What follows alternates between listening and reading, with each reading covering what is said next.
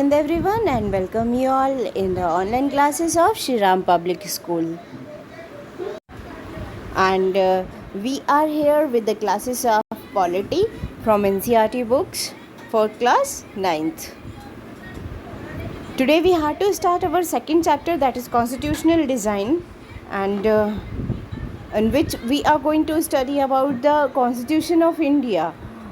की फीचर्स क्या हैं इसका कॉन्स्टिट्यूशन का मेकिंग का क्या प्रोसेस रहा है, कैसे किस तरह से कॉन्स्टिट्यूशनल जो कमेटी थी वो सब कॉन्स्टिट्यूएंट असेंबली जिसको आप जानते हैं वो किस तरह से बनी, किस तरह से कॉन्स्टिट्यूशन हमारा जो है वो इतना बड़ा कॉन्स्टिट्यूशन जिसको कि वर्ल्ड्स लार्जेस्ट रिटन कॉन्स्टिट्यूशन कहा जाता है वो बनकर तैयार हुआ। तो ये चीज़ें हमें देखने को मिलेंगी इस चैप्टर में। लर्निंग ऑब्जेक्टिव क्या क्या है, learning objectives, what is constitutions, learning objectives में क्या क्या है, what is constitution. Second one आ जाएगा constitute of South Africa and need for the constitution, why do we need constitution. ये तीनों लर्निंग ऑब्जेक्टिव आपको आज की क्लास में हम एक्सप्लेन करने की कोशिश करेंगे एंड आई होप कि you people will understand that. So watch the video till and if you have any problem तो कमेंट सेक्शन में जाके कमेंट ज़रूर करिएगा, whether you like the video और या फिर आपको कोई इशू है। मतलब अगर वीडियो अच्छा लगे, अगर समझ में आया हो तो लाइक वीडियो में ज़रूर कर दीजिएगा, कमेंट में कमेंट कर दीजिएगा, सो दैट कि I will be able to know कि आप लोगों को समझ में आ गया है। ओके बट एक रिक्वेस्ट है, ये वीडियो एंड तक ज़रूर देखिएगा ताकि ये जो टॉपिक्स जो आज यहाँ पर हमने यहाँ मेंशन किए हैं ये सारे टॉपिक्स आपको समझ ज़रूर आ जाए। So let's proceed further. First topic is what is constitution. Constitution क्या होता है? So constitution is all about a set of rules to be followed by the A set of rules to be followed by the citizens and government of a country both is called constitution, है ना। constitution क्या है?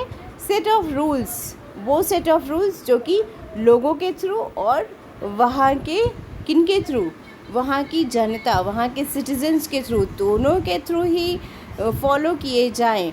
उन set of rules को वहाँ का, उस देश का कॉन्स्टिट्यूशन कहा जाता है। ये बहुत सीधी सी बात है और सिविक्स या पॉलिटिकल साइंसेस का सब्जेक्ट जब से आप पढ़ते आ रहे हैं तब से आपको ये कॉन्स्टिट्यूशन का मीनिंग समझाया जा रहा है। आई होप इतना समझ में आ गया होगा। वंस अगेन आई रिपीट, जो अ सेट ऑफ रूल्स, वो सेट ऑफ रूल्स जो कि उस देश की सरकार, उस देश की गवर्नमेंट और सिटीजन्स दोनों पर इक्वली एप्लीकेबल हों, वो सेट ऑफ रूल्स को हम कॉन्स्टिट्यूशन कहते हैं। ठीक है, here the definition is given. Now we have to start the chapter. ये तो अभी इंट्रोडक्शन पार्ट था थोड़ा सा, अब हम चैप्टर स्टार्टअप करते हैं। साउथ अफ्रीका के एग्ज़ाम्पल से हम चैप्टर को स्टार्टअप करते हैं और साउथ अफ्रीका का एग्ज़ाम्पल जो है वो क्या है? साउथ अफ्रीकन कॉन्स्टिट्यूशन जो है वो पूरे वर्ल्ड में जितने भी डेमोक्रेटिक कंट्रीज़ हैं सबको इंस्पायर करता है। इतना स्ट्रॉन्ग डेमोक्रेटिक स्पिरिट का कॉन्स्टिट्यूशन वहाँ बना था कि उसको एक इंस्पिरेशन के तौर पर लिया जाता है वर्ल्ड की अदर कंट्रीज़ के through. Okay, here I have mentioned the constitution of South Africa speak of both the past and the future। वहाँ की जो पास्ट स्ट्रगल थी, फ्रीडम स्ट्रगल थी उस अगेंस्ट ब्रिटिश कॉलोनिज्म, उसको बताते हुए फ्यूचर में वो कंट्री कैसी होगी उस पर्सपेक्टिव की तरफ इस कॉन्स्टिट्यूशन में ध्यान दिया गया है। On the other hand it is a solemn pact of in which we as South African declare to one another that we shall never permit a repetition of our racist, brutal and repressive past। और इसके just opposite आज जो south Africa के लोग हैं ये constitution बनाते वक्त उन्होंने ये ओथ ली थी और ये प्रियम्बल टाइप एक साउथ अफ्रीका का है। लेटर ऑन अगले लेक्चर में मैं साउथ अफ्रीका के जो कॉन्स्टिट्यूशन का प्रियम्बल है उसको भी आगे डिस्कस करूँगी। बट अभी यहाँ पर देखिए, यहाँ पर क्या दिया हुआ है कि साउथ अफ्रीका का जो ये प्रियम्बल है उसमें ये वहाँ के सिटीजन्स, वहाँ के लोगों के थ्रू ये डायरेक्टली डिक्लेयर किया गया था कि हम पास्ट की जो ब्रिटिश कॉलोनिज़्म की जो भी स्ट्रगल्स थी उनको भूलेंगे नहीं, लेकिन उनसे सबक लेकर हम आज ये डिक्लेयर करते हैं कि वो क्रूरता, ब्रूटल मीन्स क्रूरता, वो क्रूअल एक्ट्स दोबारा नहीं होंगे फ्यूचर में हमारे देश में। हम अपनी कंट्री को एक स्ट्रॉन्ग ह्यूमन फेवर्ड या ह्यूमैनिटी की जो फेवरिज्म कंडीशन वाली कंट्री है, इस तरह का एक देश बनाएंगे। तो ये एक रिफ्लेक्शन है ऐसे कॉन्स्टिट्यूशन का जहाँ पर हम ह्यूमैनिटी को, सेक्युलरिज्म को, डेमोक्रेटिक को, इन सारे प्रिंसिपल्स को हाईलाइट करते हैं और हम यहाँ पर क्या करते हैं, इग्नोर करते हैं क्रूएलिटी को, हम इग्नोर करते हैं ब्रूटैलिटी को, और हम इग्नोर करते हैं यहाँ इस कॉन्स्टिट्यूशन में किसी भी इनह्यूमन एक्ट को। इन सारी चीज़ों को हाईलाइट करते हुए साउथ अफ्रीका में ये कॉन्स्टिट्यूशन बनाया गया था। बट क्या ये कॉन्स्टिट्यूशन बनाना इतना आसान था? ऐसा भी नहीं था। कॉन्स्टिट्यूशन बनाने की ये जो प्रोसेस थी, इसमें साउथ अफ्रीका में एज़ कम्पेयर टू इंडिया बहुत ज़्यादा स्ट्रगल था। ठीक है, अगर हमने हमारी इंडिपेंडेंस के लिए स्ट्रगल किया तो वर्ल्ड की और भी जो कंट्रीज़ थी जो कि कॉलोनिज़्म को झेल रही थी, हर एक देश ने अपने हिसाब से, अपने तरीके से उसको हटाने के लिए, उसे आज़ादी पाने के लिए, फ्रीडम के लिए स्ट्रगल किया था उस समय। ठीक है, तो कॉन्स्टिट्यूशन से रिलेटेड यहाँ पर साउथ अफ्रीका से रिलेटेड एक एग्जाम्पल एक नरेशन यहाँ पर दिया हुआ है, और उसके हिसाब से क्या है कि साउथ अफ्रीका में आपको पता है कि साउथ अफ्रीका का नाम आए तो नेल्सन मंडेला को हम इग्नोर नहीं कर सकते थे। द ग्रेट पर्सनालिटी, जिसको कि ब्लैक गांधी भी कहा जाता है। ठीक है, तो उनको हम इग्नोर नहीं कर सकते यहाँ साउथ अफ्रीका के कॉन्स्टिट्यूशन मेकिंग प्रोसेस में। वो एक ऐसे लीडर है वर्ल्ड के जिन्होंने अपने ही देश में, अपने ही देश के लोगों के अगेंस्ट, उनके रॉन्ग प्रैक्टिसेस के अगेंस्ट, उनकी गलत धारणाओं के अगेंस्ट स्ट्रगल किया और साउथ अफ्रीका को एक टोटली डेमोक्रेटिक कंट्री बनाने के लिए पूरा स्ट्रगल करते हुए उन्होंने 14 इयर्स अपने ही देश में जेल में बिताए। ठीक है, लेकिन वो स्ट्रगल उनका सक्सेसफुल हुआ, कामयाब हुआ, and after the 14 years of imprisonment he was set free. और वो जब एक फ्री साउथ अफ्रीका में जब उन्हें फ्री किया गया, तो वहाँ पर इलेक्शन में पार्टिसिपेट उन्होंने किया, and in that election he was elected as the president of South Africa. South Africa के प्रेसिडेंट के तौर पर उनको इलेक्ट किया गया था, and he was the one who guided South African constituent assembly to make the constitution of South Africa such a strong democratic constitution where every religion, every caste, every creed can be freed from any kind of discrimination. Okay, preamble भी इनका बहुत अच्छा है। I have read the preamble, और आपको मैं इस chapter में अगले वीडियो में ये चीज़ क्लियर करूँगी। ओके, तो ये आपका साउथ अफ्रीका का एग्जाम्पल था। वहाँ पर प्रॉब्लम क्या थी, all of you must be knowing, आपके प्रीवियस जो भी क्लासेस थे हिस्ट्री के चैप्टर्स में आपने इन सब चीज़ों को पढ़ा होगा, आई होप सो। रेफरेंस के लिए मैं इन शॉर्ट में बता देती हूँ। साउथ अफ्रीका में क्या था, ब्रिटिश कॉलोनिज़्म था, और वो ब्रिटिश कॉलोनिज़्म की वजह से वहाँ ब्लैक्स और वाइट्स में बहुत ज़्यादा डिस्क्रिमिनेशन होता था। हाँ, दो सिचुएशंस साउथ अफ्रीका में बहुत स्ट्रॉन्ग मैनर में आई थी। फर्स्ट सिचुएशन क्या थी, जब कॉलोनिज़्म पीरियड में था, जब ब्रिटिशर्स के कॉलोनिज़्म में था साउथ अफ्रीका, तो वहाँ पर ब्लैक्स को हेट किया जाता था, उनको बिल्कुल भी कोई भी राइट नहीं था वाइट्स के बराबर बैठने का। ट्रेन्स में उनके लिए अलग से बोगीज़ होती थी, they were not allowed to ride in the same coach और on the same seat, they can not sit, they were not allowed to for that. उनके लिए डिस्क्रिमिनेशन के लिए अलग राइट्स बने थे, है ना, अलग रूल्स बने थे, लॉज बने थे, बेस्ड ऑन विच ये जो कॉलोनिज़्म था स्ट्रॉन्ग मैनर में ये डिस्क्रिमिनेटेड रूल लागू करता था। ठीक है, उनको बिल्कुल भी इनह्यूमन तरीके से एजुकेशन के लिए ब्लैक्स जो चिल्ड्रंस होते थे, ब्लैक स्टूडेंट्स होते थे, उनके लिए अलग स्कूल थे. They were not allowed to study together with the white students और वाइट चिल्ड्रंस. तो इस तरह से एक सेग्रीगेशन की पॉलिसी वहाँ पर चलती थी. और यही चीज़ जो है वो ब्लैक जो साउथ अफ्रीका के नेटिव लोग थे, जिनको कि ब्लैक्स के उसे टाइटल दिया गया था, काले लोग, ठीक है, उन ब्लैक्स के मन में ये चीज़ बहुत ज़्यादा स्ट्रांग मैनर में घर करती चली गई और ये हेटर्ड का एक फीलिंग डेवलप करती चली गई उनके मन में अगेंस्ट द वाइट्स, गोरे लोगों के खिलाफ. ठीक. और जब साउथ अफ्रीका को फ्रीडम मिली इस कॉलोनिज्म के अगेंस्ट, ठीक है, जब साउथ अफ्रीका फ्री हुआ तो उसके बाद में वहाँ पर क्या हुआ, फिर वहाँ पर इसका जस्ट अपोजिट शुरू हुआ. क्यों? क्योंकि ये सिचुएशन थोड़ी सी इंडिया से अलग थी. यहाँ तक तो ठीक था, इंडिया के सिमिलर थी, लेकिन अब सिचुएशन थोड़ी सी अलग हो गई. जब वहाँ आज़ादी मिली तो क्या हुआ, देखो हमारे देश में आज़ादी मिली तो जो अंग्रेज़ थे वो सारे के सारे जो थे वो वापस अपने देश चले गए थे. लेकिन साउथ अफ्रीका में ऐसा नहीं हुआ था. Just because of the rich natural resources of that country, इतना अच्छा नेचुरल रिसोर्सेज वहाँ थे और वो नेचुरल वेजिटेशन के एक लालच में कह लीजिए या फिर कह लीजिए उस एनवायरनमेंट को फील करने की वजह से काफ़ी हद तक जो वाइट्स थे यानी जो अंग्रेज़ थे, जो ब्रिटिशर्स थे, वो वहीं सेटल डाउन हो गए थे. ठीक है, साउथ अफ्रीका को अपनी कंट्री मानते हुए. लेकिन साउथ अफ्रीकन जो नेटिव लोग थे यानी जो काले लोग, उन्होंने उन गोरे लोगों को, उन ब्रिटिशर्स को अपने देश का नहीं माना था. And now they started the policy of segregation. They started discriminating these white people. और जो कुछ उनके साथ हुआ था यानी जो कुछ काले लोगों के, जो कुछ south African native south African लोगों के साथ हुआ था, वही सारी चीज़ें उन्होंने रिपीट करनी शुरू कर दी ब्रिटिशर्स के अगेंस्ट यानी वाइट पीपल्स के against. They were not allowed to travel, they were not allowed to educate their children along with them. और ये सारी चीज़ें वो एक रिवेंज के तौर पर ट्रीट करते थे इन लोगों को. ठीक है, क्यों? और इसी के अगेंस्ट जो वहाँ के लीडर थे नेल्सन मंडेला, उन्होंने कॉलोनिज्म पीरियड में भी स्ट्रगल के लिए, उन्होंने फ्रीडम के लिए स्ट्रगल किया.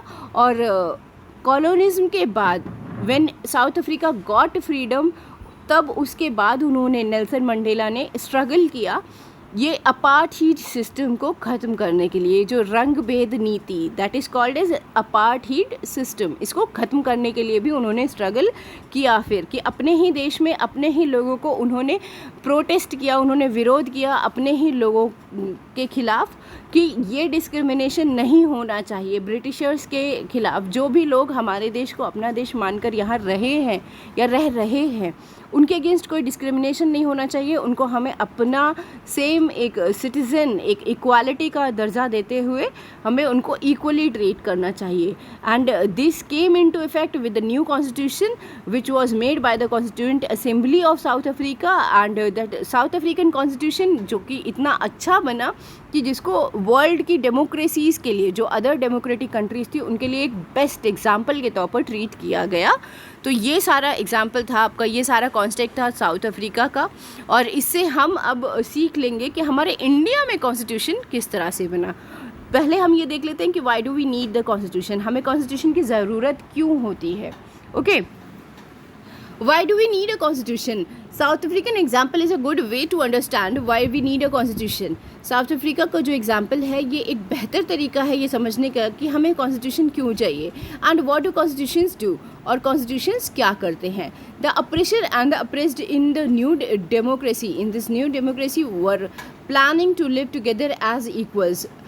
साउथ अफ्रीका का एग्जाम्पल लेते हुए समझने की कोशिश करते हैं कि कॉन्स्टिट्यूशन की किसी भी देश में, किसी भी डेमोक्रेटिक कंट्री में क्या ज़रूरत होती है. ठीक है, वहाँ जब ब्रिटिशर्स के अगेंस्ट जब ये कॉलोनिज्म ख़त्म हुआ, ठीक, तो जब फ्री कंट्री में साउथ अफ्रीका जो है एक फ्री कंट्री, इंडिपेंडेंट कंट्री के थ्रू चलने लगा, तो वहाँ पर अप्रेसर यानी जो विरोध कर रहे थे अब तक लोग, वो और जो दबाए गए थे वो, ठीक है, ये दोनों ही कम्युनिटीज़ अपने अपने अधिकारों के लिए लड़ने लगी. दोनों लोग अपने अपने को इक्वालिटी का राइट देना चाहते थे. ठीक है, लेकिन ऐसा कोई बेस नहीं था, ऐसा कहीं कोई रिटन डॉक्यूमेंट नहीं था कि किन बेसिस पर उनको इक्वालिटी प्रोवाइड की जाए. It was not going to be easy for them to trust each other. और ये बहुत आसान नहीं था कि जिन लोगों के अंडर में हम लोगों से मतलब उन साउथ अफ्रीकन लोगों को यहाँ रेफ़र किया गया कि जिन लोगों के अंडर में, ब्रिटिशर्स के अंडर में साउथ अफ्रीकन लोगों ने इतनी परेशानियाँ झेली थी, हाँ, इतना डिस्क्रिमिनेशन, इतना ज़्यादा भेदभाव उन्होंने बर्दाश्त किया था, उन्हीं लोगों को अब वो सब कुछ भुलाकर बराबरी का, इक्वालिटी का एक दर्जा दे सकें, एक स्टेटस दे सकें। तो उनके लिए ये बहुत आसान काम नहीं था। दे हैड देयर फियर्स, उनको आपस में एक दूसरे से सेम, जो इंग्लिश कम्युनिटी थी, जो ब्रिटिशर्स कम्युनिटी थी, उनके साथ भी वही था कि गोरे लोग को भी इतना आसान नहीं था उन लोगों को ट्रस्ट कर पाना। वो देश के मोह में, देश के प्यार में, नेचुरल रिसोर्सेज की वजह से वहाँ रुक ज़रूर गए थे, लेकिन फिर भी उनको ये ट्रस्ट नहीं था कि whether they will treat them equally और नॉट। और इसकी वजह से क्या हुआ, they wanted to safeguard their interest. और हर एक कम्युनिटी अपने हितों को, अपनी जो भी राइट्स थी, हर कम्युनिटी उसको सुरक्षित करना चाहती थी। ऐसा कुछ मीडियम चाहती थी, ऐसा कुछ बेस चाहती थी जिसकी वजह से वो अपने आप को सिक्योर कर सकें उस देश में, ठीक है। The black majority was keen to ensure that the democratic principle of majority was not compromised. जो काले लोगों की, यानी जो साउथ अफ्रीकन लोग थे, उनकी मेजॉरिटी जो थी वो ये चाहती थी, बिल्कुल एक इंश्योरमेंट चाहती थी कि ये जो डेमोक्रेटिक सिस्टम हमने यहाँ देश में लाया गया है वो कभी भी इसके साथ में कोई समझौता नहीं किया जाएगा, और हमेशा देश जो है हमारी कंट्री जो है वो इस डेमोक्रेटिक फॉर्मेट पर चलती रहेगी। They wanted substantial social and economical rights. और ये लोग क्या चाहते थे कि सब्सटेंशियल यानी एक सही तरीके से पूरे सोसाइटी के सभी कम्युनिटीज़ को एक साथ लेकर एक डेवलपमेंटल प्रोसेस पर हमारा कंट्री जो है वो आगे प्रोसीड करे, ठीक।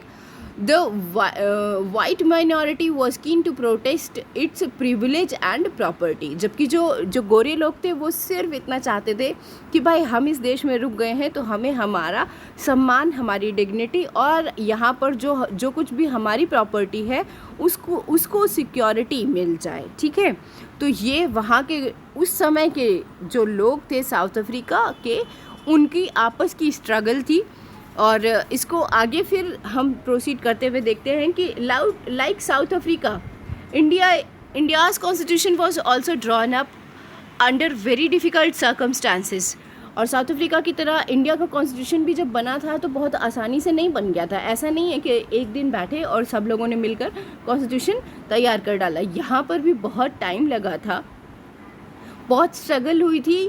और उस टाइम के जो लीडर्स थे हमारे, उन्होंने बहुत थिंकिंग, बहुत इवैल्यूएशन कर तब इन प्रिंसिपल्स को यहाँ पर इम्प्लीमेंट किया था, कॉन्स्टिट्यूशन में मेंशन किया था। At that time the people of India were emerging from status of subjects to that of citizens. और उस टाइम पर जब हमारे देश को आज़ादी मिली थी, ठीक है, 2 इंसिडेंट्स एक साथ हुए थे। ध्यान देने वाली बात है, इंडिया की फ्रीडम इतना आसान नहीं था। इंडिया की फ्रीडम के साथ 2 इंसिडेंट एक साथ इन्वॉल्व्ड हैं। पहला हो गया इंडियन इंडिपेंडेंस और दूसरा हो गया पार्टीशन ऑफ इंडिया, है ना, पार्टीशन, इंडिया पाकिस्तान पार्टीशन। और इन दोनों इंसिडेंट्स को आप अलग नहीं कर सकते, ये दोनों चीज़ें एक दूसरे से बिल्कुल रिलेटेड हैं। अगर पार्टीशन ना हुआ होता उस टाइम पर तो शायद यहाँ सेक्युलरिज्म का कॉन्सेप्ट नहीं लाना पड़ता कॉन्स्टिट्यूशन में, है ना। ये लाया गया क्यों, ताकि वो जो कम्युनिटीज़ थी जो उस टाइम पर पार्टीशन की वजह से डरी हुई थी, क्योंकि भाई पाकिस्तान बन गया, एक कम्युनिटी पर्टिकुलरली उसको ये डर था कि अब हम इंडिया में नहीं रह सकते, लेकिन फिर भी they wanted to live here, they wanted to stay here. क्यों? क्योंकि वो यहाँ पहले से रहते आए हैं, वो इस देश को अपना देश पहले से मानते आए हैं। तो उन्हें ये सिक्योरिटी की, उन्हें ये अश्योरेंस की ज़रूरत हुई कि नहीं, ये देश हमारा भी है और ऐसा कुछ अश्योरेंस हमें मिलना चाहिए कि फ्यूचर में हमारा कोई एक्सप्लॉयटेशन नहीं होगा, ठीक। तो इस तरह से बहुत सारी स्ट्रगल्स थी और हर एक जो इंडियन सिटीज़न था वो अपने आप को एक देश का जो बंदा था, उस देश के रहने वाले से अपने आप को एक सोसाइटल स्टेटस से हटाकर एक लीगल स्टेटस पर, एक सिटीजनशिप पर लाना चाहता था, ठीक है। और the country was born through a partition on the basis of religious differences. ये जो हमारा देश की जो इंडिपेंडेंस है वो तभी जन्म ली थी जब हमने धर्म के आधार पर आज़ादी पाई थी, धर्म के आधार पर हमने पार्टीशन किया था, तभी हमें ये आज़ादी मिल पाई थी, इंडिपेंडेंस मिल पाई थी। तो इस कंडीशन में जो रिलीजन है, ठीक है, उसको छोड़कर बाकी जो भी रिलीजन्स जो कि माइनॉरिटी में थे इंडिया में, उनको ये डर सताने लगा था कि अब हम यहाँ से भगाए भी जा सकते हैं, अब हमारा यहाँ पर विरोध भी किया जा सकता है कि भाई जाओ अपने देश में, यहाँ क्या कर रहे हो, है ना, आपका तो पार्टीशन हो चुका है, ठीक है। At least 10 lakh people were killed on both side of the border in partition related violence. और जब पार्टीशन हुआ था तो उससे रिलेटेड जो वायलेंस हुई थी, हिंसा हुई थी, उसमें उस टाइम पर लगभग 10 लाख लोग मारे गए थे। बहुत ज़्यादा एक मैसिव किलिंग हुई थी उस टाइम पर। The Britishers had left it to the rulers of the princely state to decide whether they wanted to merge with India और पाकिस्तान और remain independent। और इससे भी भयंकर सिचुएशन एक ये थी कि आप लोगों ने फ्रीडम स्ट्रगल, जो इंडियन फ्रीडम स्ट्रगल मूवमेंट था, उसमें भी पढ़ा होगा कि इंडिया, जो भारत हमारा देश था, वो कम्प्लीटली एक कंट्री के तौर पर नहीं था। यहाँ पर कुछ जो पार्ट था वो ब्रिटिश कॉलोनिज्म के अंडर में डायरेक्टली था, और बाकी जो थे वो प्रिंसली स्टेट थे, यानी राजाओं के राज्य थे अलग अलग, ठीक है। और उन प्रिंसली स्टेट्स को ब्रिटिशर्स ने एकदम फ्रीडम दे दी थी कि आपकी मर्ज़ी है, आप जाना चाहो तो पाकिस्तान के साथ जाओ, आप जाना चाहो तो इंडिया के साथ जाओ, या अपने आप को एक फ्री इंडिपेंडेंट कंट्री के तौर पर अपने आप को डिक्लेयर कर दो, ठीक है। और इस तरह से ये बहुत कंफ्यूजिंग सिचुएशन थी। The merger of these princely states was a difficult and uncertain task. और इन प्रिंसली स्टेट्स को इंडिया में मर्ज करना ये बहुत कठिन काम था, which was done by that time home minister of India, and he was Sardar Vallabh Bhai Patel. उनके थ्रू ये बहुत कठिन काम किया गया था, ठीक है। The British yes, here it is. The merger of these princely states was a difficult and uncertain task. When the constitution was being written, the future of the country did not look as secure as it does today. और जब ये संविधान लिखा गया था, हाँ, तो उस टाइम पर ये सिक्योरिटी नहीं थी कि ये कॉन्स्टिट्यूशन के साथ में हमें ये देश जो है वो इतने लंबे समय तक हम इस देश को सिक्योरली चला पाएंगे। जिन भी लोगों ने संविधान को बनाया, जिन भी लोगों ने कॉन्स्टिट्यूशन की मेकिंग की, फॉर्मेशन किया, उन लोगों को खुद में बहुत ज़्यादा इनसिक्योरिटीज़ थी कि आज जो प्रिंसिपल्स हम इम्प्लीमेंट कर रहे हैं इस देश की गवर्निंग सिस्टम में, वो प्रिंसिपल्स पर क्या, उन प्रिंसिपल्स पर काम करके, उन प्रिंसिपल्स पर काम करते हुए लोगों को हम संतुष्ट कर पाएंगे, उन लोगों को यानी यहाँ के सिटीजन्स को क्या हम एक साथ जोड़कर, जो कि एक वास्ट डाइवर्सिटी लिए हुए अपने आप में, क्या उनको जोड़कर एक साथ हम रख पाएंगे। ये सारी प्रॉब्लम्स उस टाइम पर, उस टाइम की जो कॉन्स्टिट्यूएंट असेंबली थी, उस टाइम के जो लीडर्स थे, उनके मन में बहुत ज़्यादा थे, ठीक है। The makers of the constitution had anxieties about present and the future of the country. उस टाइम के जो भी लीडर्स थे, उस टाइम के जो भी कॉन्स्टिट्यूशन मेकर्स थे, उन सब के मन में बहुत ज़्यादा बेचैनी थी, बहुत ज़्यादा एक इनसिक्योरिटी थी आज प्रेजेंट को लेकर और फ्यूचर को लेकर कि हमारा देश कैसा होगा। अभी तो नया नया ये इमर्ज हुआ है एक इंडिपेंडेंट कंट्री के तौर पर, ठीक है।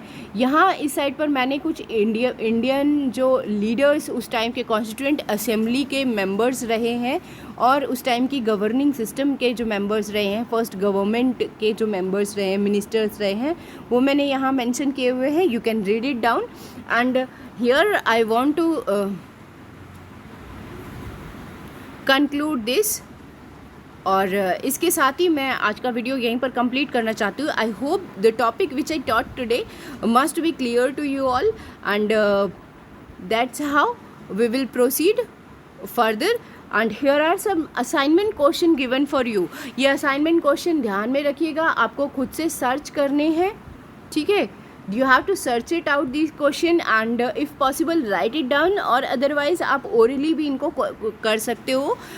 देखिए फर्स्ट क्वेश्चन में क्या है, साउथ अफ्रीकन फ्रीडम स्ट्रगल जो है वो इंडियन जो नेशनल मूवमेंट था उसकी याद दिलाती है। तो आपको जो है उसके सिमिलैरिटीज़ और डिससिमिलैरिटीज़ दोनों मेंशन करनी है इन बेसिस पर, हाँ। ये मैंने यहाँ पर लिख रखे हैं, इनको बेसिस मानकर आपको सिमिलैरिटीज़ और डिसिमिलैरिटीज़ दोनों लिखनी है। This you have to write down in your notebook, अपनी कॉपी में इसको मेंशन करना है। सेकेंड वन एक्टिविटी है that you can do orally also. यहाँ पर क्या है, speak to your grandparents और some elders in your locality. अपने घर के आसपास या घर में आपके अगर ग्रैंड पेरेंट्स रहते हैं तो उनसे आप बात करिए और उनसे पूछिए कि पार्टीशन या इंडिपेंडेंस के टाइम की क्या यादें उनके मन में हैं। उस समय जब कॉन्स्टिट्यूशन बना था तो उस टाइम पर उन्हें कैसा फील होता था as a citizen of this country, उनके मन में क्या डर थे और उनकी मन में क्या उम्मीदें थी। ये सारी चीज़ें जानने की कोशिश करिए ताकि समझ में आए कि उस टाइम का हमारा भारत कैसा रहा होगा। ये आपका आज का होमवर्क है। One task is for activity only and another one is for your written work, that is for your question. This question you have to write down in your notebook and find out the answer. Okay, that's all for today. Thank you and have a good day.